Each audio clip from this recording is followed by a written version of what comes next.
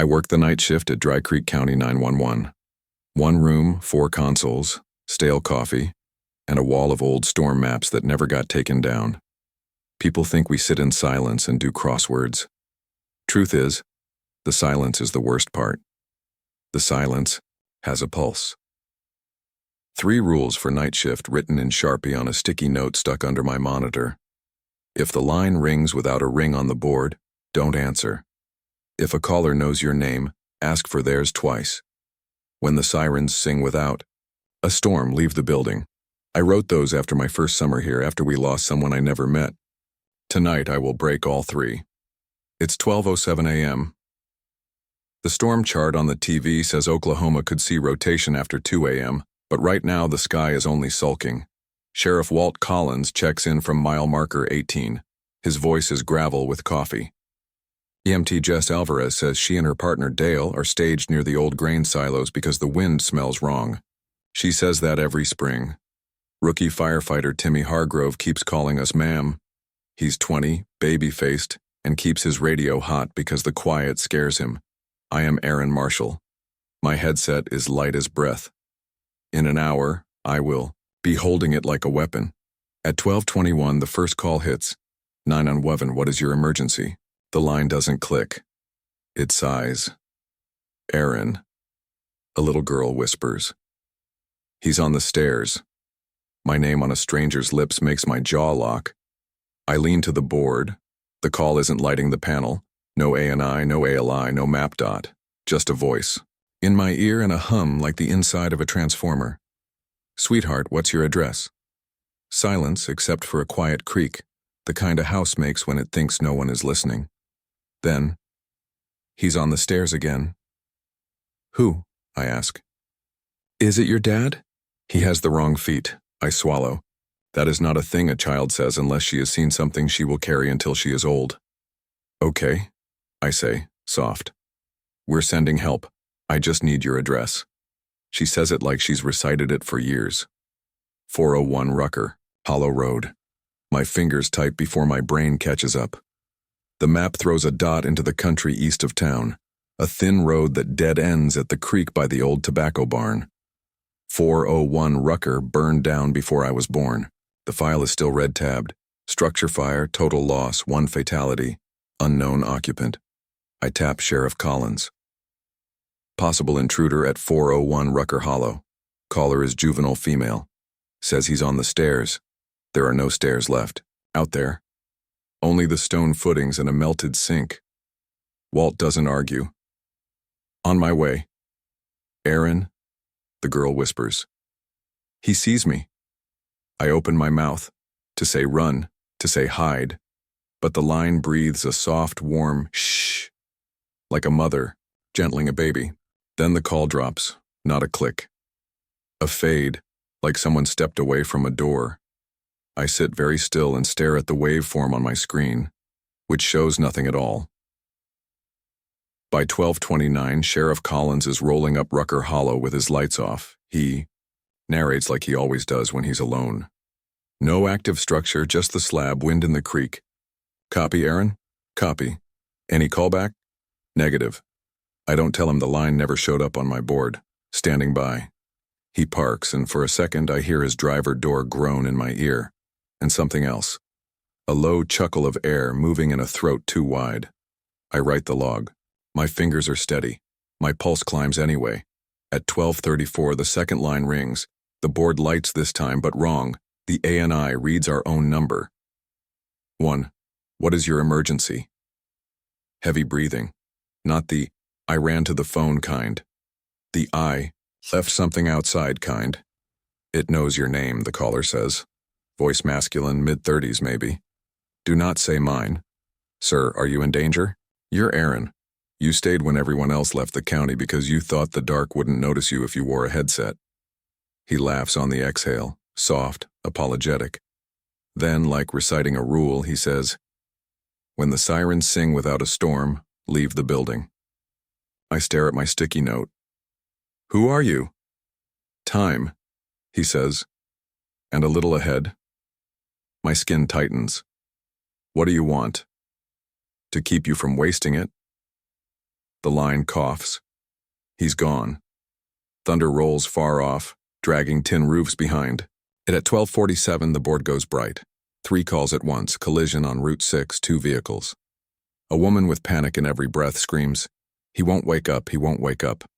Another line, an old man, says his neighbor's cows are in the road. The third is a pocket dial full of muffled laughing and a radio station somewhere between songs. I dispatch Jess and Dale to the collision, instruct the woman to begin compressions, send a deputy to the cows.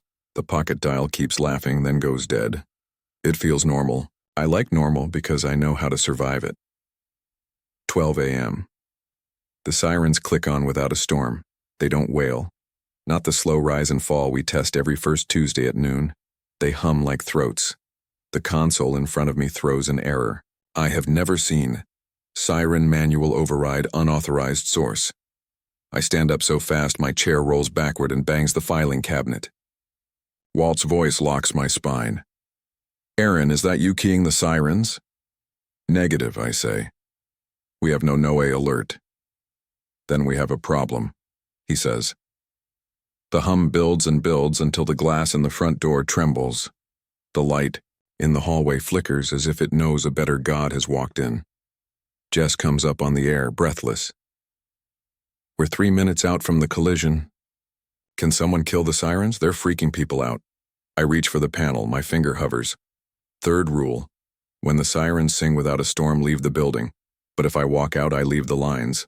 I key the county PA channel. "All units, the sirens are not ours. Stay away from fixed siren locations and towers until verified secure. Repeat, do not approach the bases." "Copy," Walt says. "Copy," Jess says. "We're passing the tower by the fairgrounds now," and she stops. Dale picks up. "Central, we got a figure at the base of the tower. Like I don't know. A guy in a coat. He's got both hands on the steel. Sparks at his feet like the ground is eating lightning." "Keep rolling," I say. "Do not stop. You hear me?" "I hear you," Dale says. The hum drops like a held breath finally given back. The glass settles. The panel clears. The building feels heavier, as if it took something into itself. On the desk, my sticky note curls at the edges. At 1:25, Timmy toggles his mic open for too long. He doesn't talk. I hear tires on gravel, the tick-tick-tick of a cooling engine, and what sounds like someone walking around his truck without lifting their heels. "Timmy," I say. "Radio check." His mic keys like it wants to speak but isn't sure which voice to use. "Tim," Walt says, easy. "Say something so the lady doesn't write you up." Timmy snorts, then laughs too loud. 10-4, he says. "Just a raccoon." He is lying, and everyone hears it. At 1:34, I get the future again. The call comes in with full board info, ANI, ALI, map dot, Bluebird Trailer Park, Lot 11. I answer without the greeting. "Michelle," I say because the ALI gives me the name. "Is everything okay?" A pause. Then a woman whispers, "He said he was from the power company. He's under the house now. He says he's fixing a ground problem. Do you send people at night?" "No," I say. "Lock your door." He asked me to give him my hand through the floor vent so he could see the ring on it. He said it would ground me.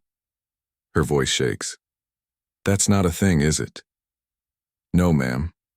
A dragging sound travels up through whatever crawlspace she's over. Then a knock comes from inside her floor. "Michelle," I say. "You listen to me. Get out. Use the back door. Do not go near the vents." She starts to cry. What if he hears me? He already does. I dispatch Walt and a deputy. Sirens off. Quiet approach. Walt says, "We see a flashlight beam under the trailer." Copy. He's not ours. The deputy kills his engine, then says, "What the?" and stops. The call with Michelle drops. Then 2 minutes later, another call lands. Same number, same address, same rush of breath. "Michelle," I say. "Are you out?" A woman answers, like someone coming up from underwater. "Did you get him?" "We're working it." "No," she says.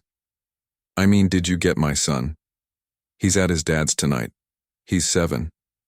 He has a tooth that wiggles and he lies about brushing.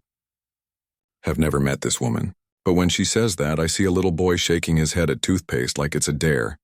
I say, "We will check on him." "Thank you," she whispers. "2 minutes ago you told me to get out." "I didn't, but when you asked again, I did. You called me earlier, didn't you?" "I'm calling you now."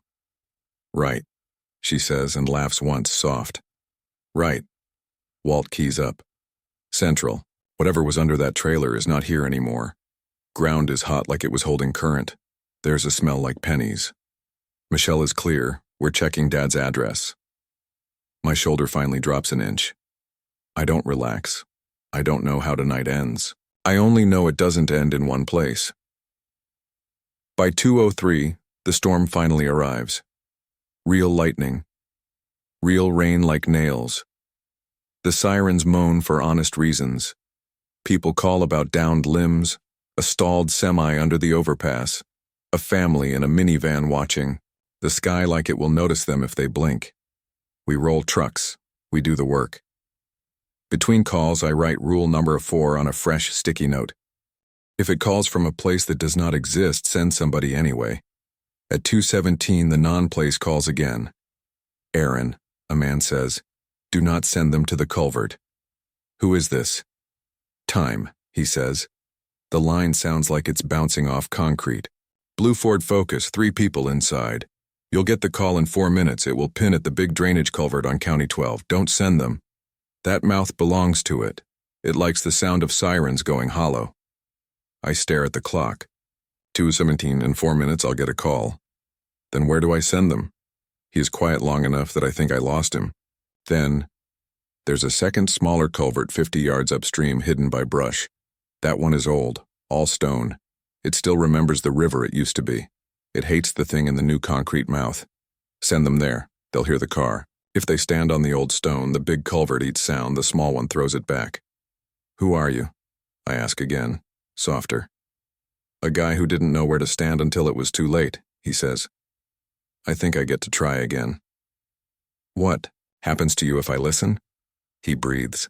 "Maybe I get to be quiet. Please tell me your name." He almost does. Then he says 4 minutes, and the line lets go. At 2:21, a woman screams in my ear about water in a car, and her husband slumped over the wheel. The ping hits the big culvert. County 12. I send Jess and Dale to the old one upstream, exactly as the man said. I tell them to cut their siren before the last bend. I tell them to listen with their feet. "Copy," Jess says. Rain's eating the road. "Stand on the old stone," I say. "What old stone?" Dale asks. "Just trust me." There's fast talk on the radio as they fight the washouts. Then the sound of a door and heavy boots and the wet slap of a stream trying to become a river again. Jess stops talking. Dale swears once softly. "Central," Jess says. "We can hear the car, not where the map says. Upstream. We've got them." She keys again so I can hear them working. The woman sobs in the background. There is a high, ringing noise like a huge tuning fork, and I realize it isn't in my ear. It is in the rain. The rescue takes 9 minutes. When Jess says we're clear, I stand and press my hand over my eyes for a second, like that will keep anything else from coming in. The line that knows my name waits. It rings with no ring again. I know better, but I answer. "What are you?" I ask. "Hungry," the little girl says.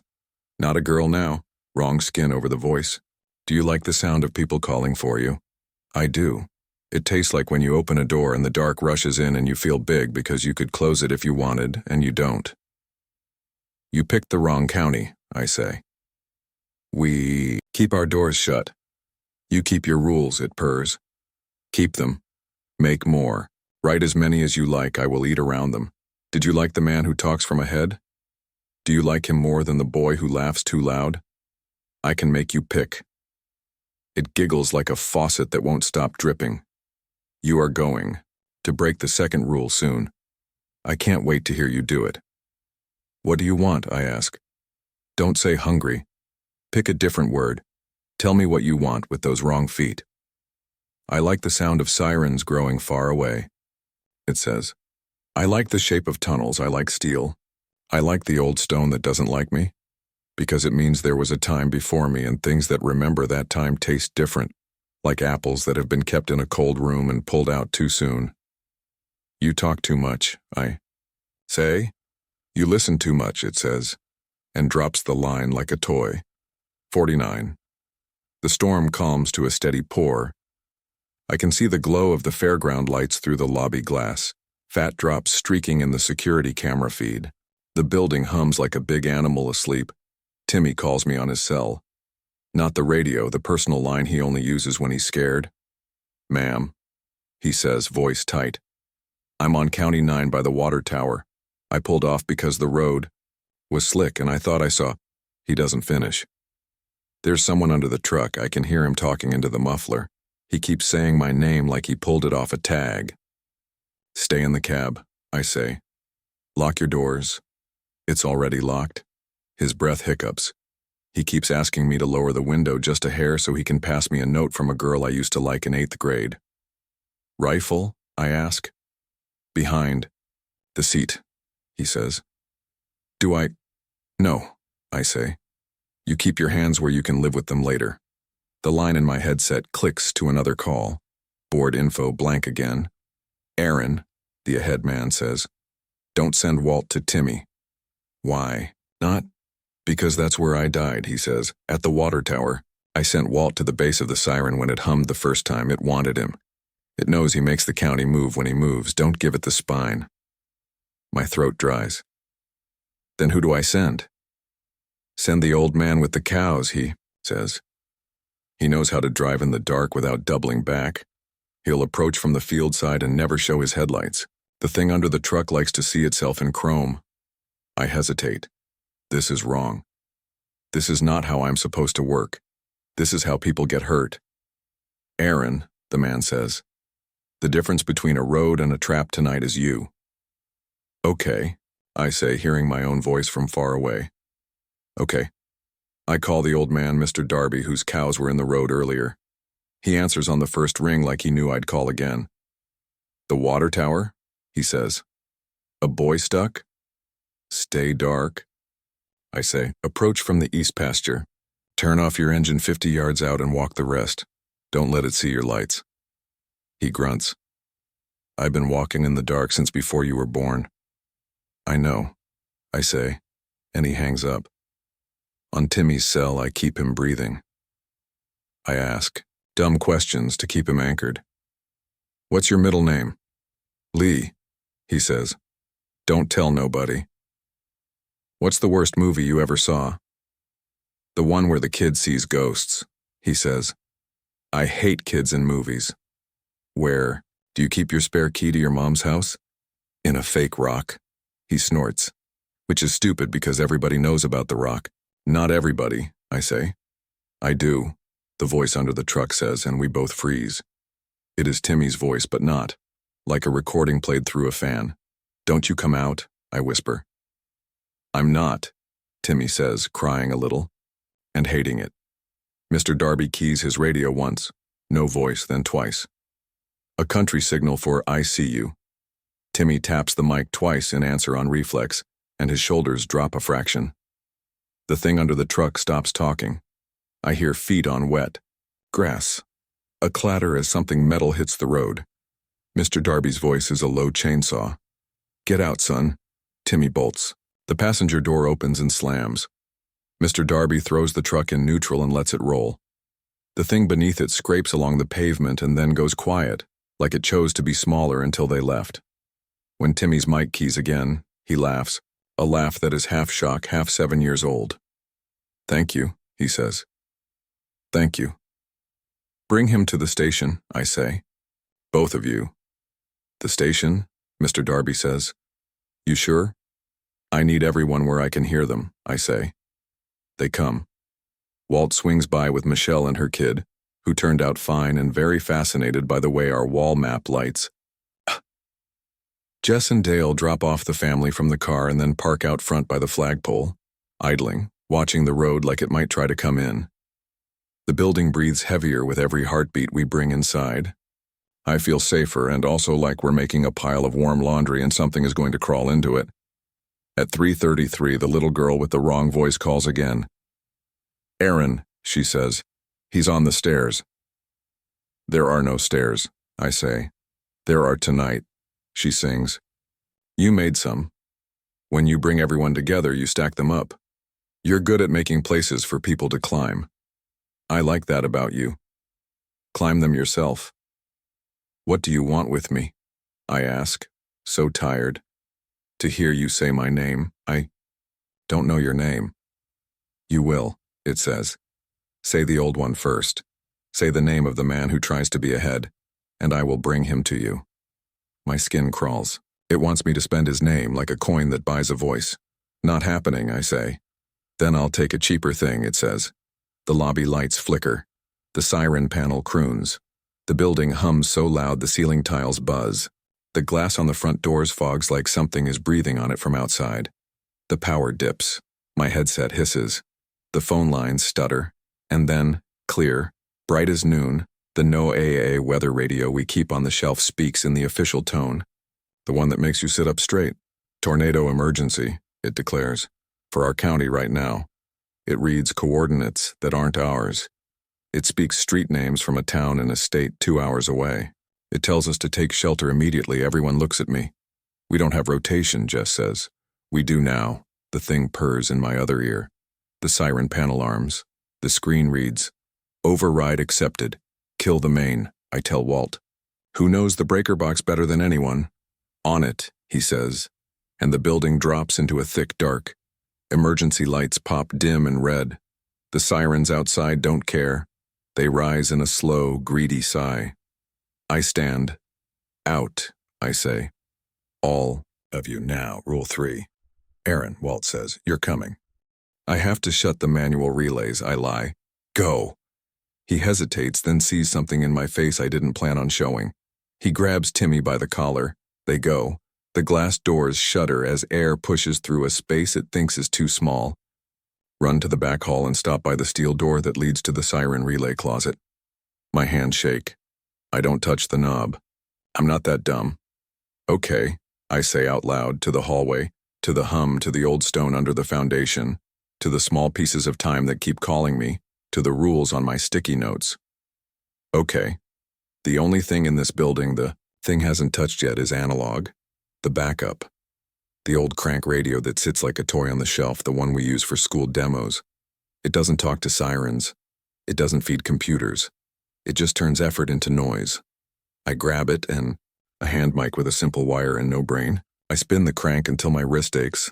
The radio wakes like a stubborn dog. I key the mic and my own voice fills the little room and bleeds into the lobby. This is Dry Creek County, I say, loud as I can. If you can hear me, go to your safest room. If you are on the road, pull off away from trees and power lines. If you're at the station... I hear Jess laugh once, scared. Get in the interior hallway. I clip the mic open and leave. Let it scream a live human note into the building. Then I do one last thing the thing won't expect. I step outside into the rain. The air is warm and angry. The siren tower by the fairgrounds hums like it knows me. Walt stands under the eave with a flashlight. Mr. Darby holds Timmy like a rope he refuses to let go of. Jess and Dale stand shoulder to shoulder, both of them in rain slickers, both of them staring at the sky like it owes them rent. I take a breath that tastes like pennies and dust. Walt, I say, I need you to do something stupid. He lifts an eyebrow. Now we're talking. Key your cruiser siren and drive slow past every tower in a circle, I say. Not to the bases, not close. Make noise away from them. Pull the sound out. You want to make it chase the noise, he says. I want to make it choose, I say. Between 1,000 voices at once and one it thinks it owns. You, he says, eyes on my mouth. Me, I say. He considers. It then nods. You stay in the light, he says. You don't go near the towers. I stay right here. I lie again. He knows it. He goes anyway. Cars light up. Sirens lean into the rain. The town starts to sing. The siren towers hesitate. The hum wobbles. I feel it look around. I feel it turn toward motion like a cat. I walk to the old stone. There isn't much of it left, but the station was built on the corner of what used to be the first courthouse foundation, and there's a square of ancient block under the back steps that you can touch if you kneel. It is cold even in August. Tonight it is colder than rain. I put my hand on it. Hey, I say to the old time. You still remember before it, keep me a little while. The air stops humming. The sirens flicker. The building behind me buzzes like a man clenching his teeth. Aaron, the wrong voice says from the doorway. It sounds like every caller at once. The little girl, the ahead man, the old man, Jess, Walt, me. He's on the stairs, I don't turn around. Then he can come down them. It laughs a flood. The rain gets thicker. The street out front shimmers as something heavy walks where there is nothing to put a foot on. The glass in the lobby doors curls inward as if a big truck just drove by fast. The backup radio inside keeps talking, my voice scraping against the plywood like a match. You can have a name, I say to it softly, my hand on the old stone. We all get one, but you don't get mine. It breathes like a door. Say it says. Okay, I say, and I take the rule it wants me to break and step around it. I'll say his instead. The ahead man has been with me all night, not asking much, only trying to bend the worst things a degree. I don't want to spend him. I want to keep him like a kind note in a drawer. But he gave it to me. This is the coin. Walt Collins, I say. Lightning cracks the parking lot white. The sirens pitch down. For a second, I think I've killed the wrong thing. Then Walt's voice comes crisp and furious on the radio pinned inside my skull. But I'm not under your thumb, he says, like he's been waiting his whole life to say that to a bully. His cruiser whoops as it turns a corner, moving. You can chase me if you like. You don't get to keep what moves. Me. The thing hisses. It did not get the taste it wanted. It turns toward me hard enough that I feel pressure in my ears. The old stone under my palm throbs once, like a heart learning to beat again. Name, then, it snarls. Say mine. I don't know it, I say. But I know what you are. It waits. You're the breath between the ring and the answer, I say. You're dead air. The sirens falter. For a moment, every tower in the county seems to pull sound in rather than throw it out. The rain holds its breath, too. Dead air. Steps onto the old stone, and whatever it is does not like what it finds there. It makes a noise I have never heard a machine or an animal make. Not pain. Surprise. You're not from before, I say, still not turning, because I don't want to give it my face. But we are. All of us in this town. We were here when the courthouse was a plank on barrels. We were here when the creek took the bridge and we built it again. We were here when the first siren was a guy with a cowbell on a bicycle. You're a new thing with an old sound. We have older. The old stone hums back, low and steady. The backup radio inside the building loses my voice and picks up nothing for a second. Real true nothing. The kind that only exists when whatever eats sound stops chewing to listen. Dead air leans closer. It can't cross the old square. Not without stepping its wrong foot into a room that doesn't remember it. It is not big enough here. It is not small enough either. It says my name one more time, the way a child might say a candy he wants to point at and be given. Aaron. No, I say, and my voice is my whole county. Walt and Jess and Dale and Timmy and Mr. Darby and Michelle and her little boy and the firehouse dog that sleeps like a person and the echo of a courthouse bell that rusted away in 1912. No, the wind changes. The hum breaks like a glass. The towers pop one by one to silence, mechanical, indignant. The rain becomes rain again. The lobby glass clears like an eye that decided to blink. I take my hand off the old stone and stand slowly. My knees shake, my mouth tastes like copper. Behind me, the building breathes out. Central, Jess says on the radio, panting. What did you just do? Nothing, I say, almost laughing. I did nothing at all. Do it again, she says. Let's not, I say. We spend the next hour doing normal things. We sand a washed out corner. We talk a woman through a panic attack. We send a deputy to a trailer where a window keeps unlatching on its own. He latches it and leaves, and I send him back, and he latches it again, and I send him back a third time with a roll of duct tape and a nail. The storm erases itself from the roads. The sky gets tired of scaring us. When the phones are quiet, I sit with a fresh, sticky note and my Sharpie. My hand still shakes, but I write anyway. If you must speak a name, speak your own, and let the rest of us echo it. Old Stone is on our side. When you can't make sense, make noise. If something asks for your voice, give it your rules instead. When time calls from ahead, listen. Don't make him say his name. If the sirens sing without a storm, leave the building. Do not argue with this one again. At 5:42 a.m., the sky is pale and mean. Walt leans on the doorframe and watches me. Peel off the notes and stick them under the monitor, one beneath another, a small paper staircase. You did good, he says. We did lucky, I say. Same thing, he says. My personal cell buzzes. Unknown number. I pick up because I'm tired and my skin is thin. Aaron, a man says. Thank you. I close my eyes. You don't have to call anymore, I say. You can rest. I think I can, he says. Then, like a shy kid, it's Mark. Okay, Mark, I say, go quiet. The line clicks, the board stays dark. The room is only a room for a moment. Then a light on my console blinks for the first call of a new morning, and I answer with the voice I did not spend. Wevan, I say. What is your emergency? And the silence between ring and answer is only silence.